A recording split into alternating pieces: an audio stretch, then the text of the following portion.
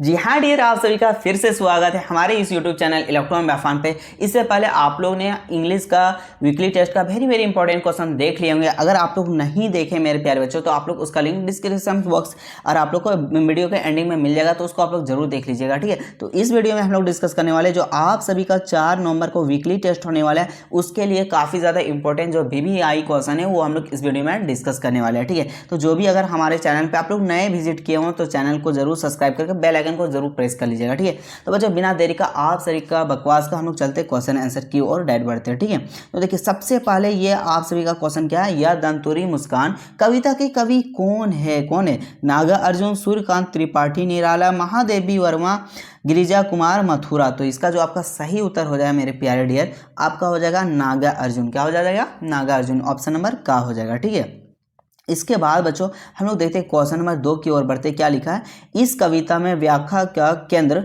कि बिंदु कौन है? तो व्याख्या का केंद्र बिंदु कौन है?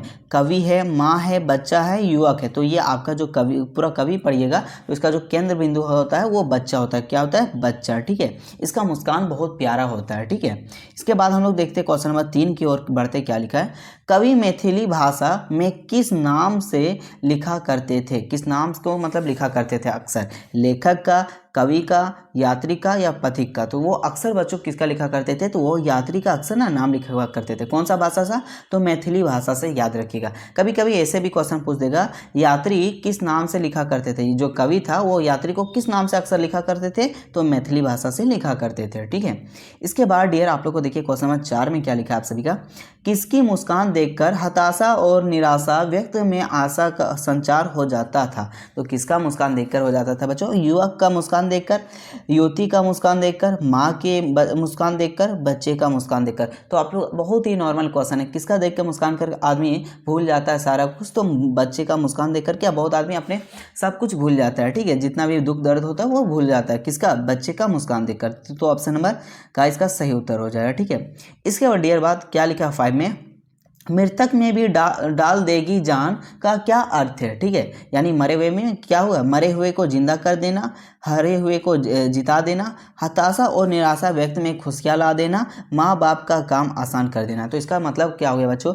हताशा और निराशा व्यक्त में खुशहाली ला देना। यानी कोई अगर दुख में है या टेंशन में उस टाइम क्या ला देना, खुशियाँ ला देना। उसका मीनिंग ये होता है। ठीक है, ऑप्शन नंबर गा हो जाएगा।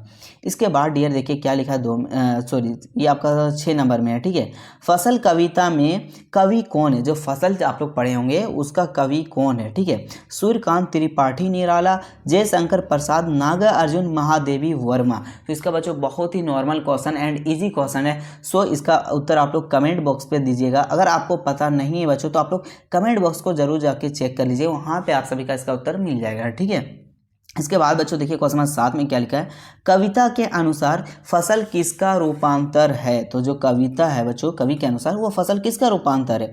पानी का, मिट्टी का, बादल का, सूरज के किरणों का, सूरज का किरणों का। तो वो किसका है बच्चों? सूरज का किरणों का। ऑप्शन नंबर क्या हो जाएगा? का इसका सही उत्तर हो जाएगा। ठीक है, इसके बाद डियर हम लोग देखते हैं क्वेश्चन नंबर 8 की ओर बढ़ते हैं। क्या लिखा है, फसल किसका गुणधर्म है? ठीक है, जो फसल है बच्चों वो किसका गुणधर्म है? मिट्टी का है, पानी का है, किसान का है, हाथ का है। तो वो फसल किसका गुणधर्म है बच्चों? तो मिट्टी का। किसका? अगर मिट्टी अच्छा है बच्चों, अगर क्या मिट्टी अच्छा है तो फसल भी क्या हुआ? अच्छा है। यानी गुणधर्म किस पे डिपेंड कर रहा है? मिट्टी पे। तो मेन आपका मिट्टी है। ठीक है, इसके बाद डियर देखिए क्वेश्चन नंबर 9 में क्या लिखा है, फसल से सीधा संबंध किसका रहता है? व्यापारी का, खरीदारी का, किसान का, सरकार का। तो सरकार का कोई लेना देना फसल से उतना नहीं रहता है, सीधा संबंध। ठीक है, ना ही व्यापारी का संबंध रहता है, ना ही खरीदारी को रहता है। फसल उन लोग को सब्जी से मतलब रहता है। ठीक है, तो फसल किसका संबंध होता है बच्चों? किसान का। ठीक है, अगर कोई पूछ दिया आप लोग को फसल किसको कहते हैं, तो एक ही जगह पे एक ही किस्म का लगातार पौधे रोपने को ही क्या बोलते हैं? फसल कहते हैं हम लोग। ठीक है, तो ऑप्शन नंबर क्या हो जाएगा? गा। ठीक, इसके बाद डियर देखिए क्वेश्चन नंबर 10 में क्या लिखा है, फसल किसका सिमटा हुआ संकुच है? सिमटा हुआ किसका संकुच है? ये आप लोग नहीं पढ़िएगा। ठीक है, फसल किसका समटा हुआ संकुच है? तो किसानों के हाथों का, व्यापारियों के हाथों का, जमींदारों के हाथों का, हवा का थिरकना का। तो ये आपका ऑप्शन नंबर घ इसका सही उत्तर हो जाएगा, यानी ऑप्शन नंबर डी। ठीक है। अब हम लोग बच्चों सब्जेक्टिव क्वेश्चन देखने वाले, क्या देखने वाले, आप सभी का सब्जेक्टिव क्वेश्चन आंसर, जो आप सभी का वीकली टेस्ट में सब्जेक्टिव भी क्वेश्चन पूछा जाता है, हम लोग देखने वाले, ठीक है। और अगेन बच्चों आप सभी से फिर बात बोल रहे हैं, अगर आप लोग वीकली टेस्ट का क्वेश्चन पेपर का इंग्लिश का नहीं देखे हैं तो जाके देख लीजिए, उसका लिंक बच्चों आप सभी का डिस्क्रिप्शन बॉक्स एंड हमारे व्हाट्सअप चैनल जो दिया है लिंक बच्चों, वहाँ से आप लोग ज्वाइन हो जाइएगा।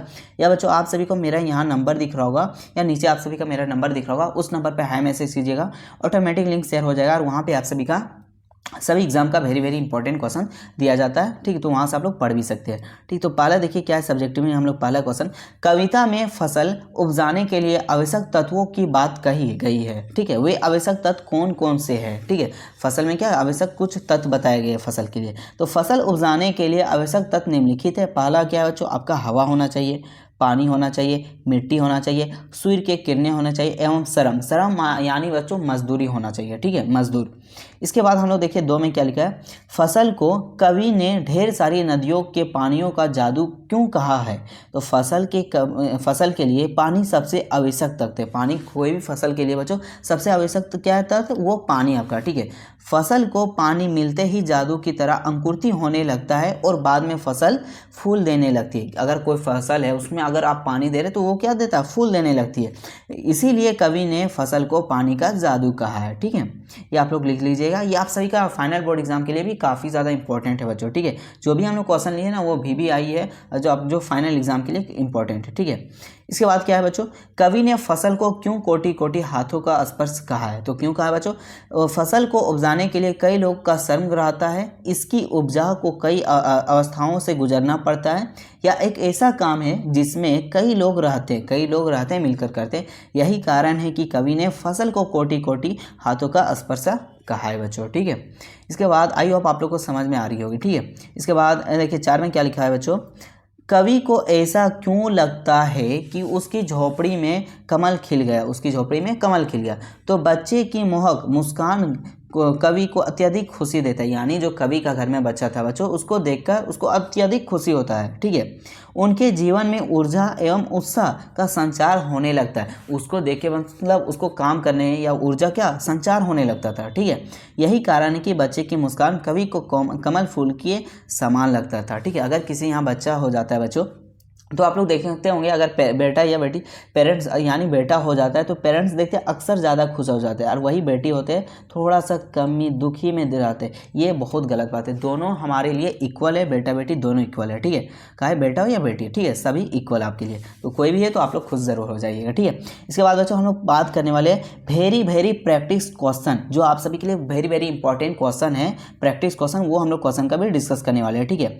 तो क्या है, साना साना हाथ जोड़ी पाठ है, ये क्या पाठ है बच्चों, एक कहानी है, यात्रा विनता, रेखा चित्र है, समझा। तो ये एक यात्रा विनता है, ऑप्शन नंबर घ इसका सही उत्तर हो जाएगा, गा, ठीक है, सॉरी गा। इसके बाद देखिए 2 में क्या, साना साना हाथ जोड़ी पाठ में किस शहर का सौंदर्य का वर्णन है। तो किस शहर का सौंदर्य का वर्णन है, अगरतला का, गुवाहाटी का, महाबलेश्वर का, गंगोट का। तो ये आपका हुआ था गंगटोक का, किसका, गंगटोक का, ऑप्शन नंबर घ इसका सही उत्तर हो जाएगा। इसके बाद डियर देखिए क्वेश्चन नंबर 3 में क्या लिखा है, गंगटोक का क्या अर्थ है। गंगटोक का क्या अर्थ होता है बच्चों, घाटी, जंगल, पत्थर, पहाड़। तो आपका हो जाएगा पहाड़, आप लोग यहाँ ऑप्शन भी देख सकते हैं, ठीक है। इसके बाद ये आप लोग को जो भी हम क्वेश्चन बोल रहे हैं ना बच्चों, इसका आप लोग एक काम कर लीजिएगा, मेरे चैनल के लिए एक वीकली टेस्ट का एक अपने से कॉपी बना लीजिएगा, उसमें जितना भी हम लोग क्वेश्चन बात करने वाले वो सारा क्वेश्चन आप कॉपी पे लिखिएगा, कॉपी पे आप लोग सारा लिखिएगा, और फाइनल बोर्ड एग्जाम में काफ़ी ज़्यादा हेल्पफुल होगा, क्योंकि यही सब क्वेश्चन आपके एग्जाम में भी आएगा, ठीक है। तो आप लोग आज से जरूर बना लीजिएगा, ठीक है। अब पहले वाला भी वीडियो देख के आप लोग कॉपी में लिख लीजिएगा, ठीक है। उसके बाद क्या है 4 में बच्चों, गंगटोक में श्वेत पत्रिकाएं किस अवसर पर फहराई जाती है। शांति के अवसर पर, युद्ध के अवसर पर, शोक के अवसर पर, किसी उत्सव के अवसर पर। तो किसके अवसर में होता है आपका शोक, जब दुख होता है ना तो उस अवसर में फहराते हैं, ठीक है। उसके बाद देखिए क्या है 5 में, लेखिका ने गंगटोक को किसको शहर कहा, गंगटोक को किसका शहर कहा है, ठीक है।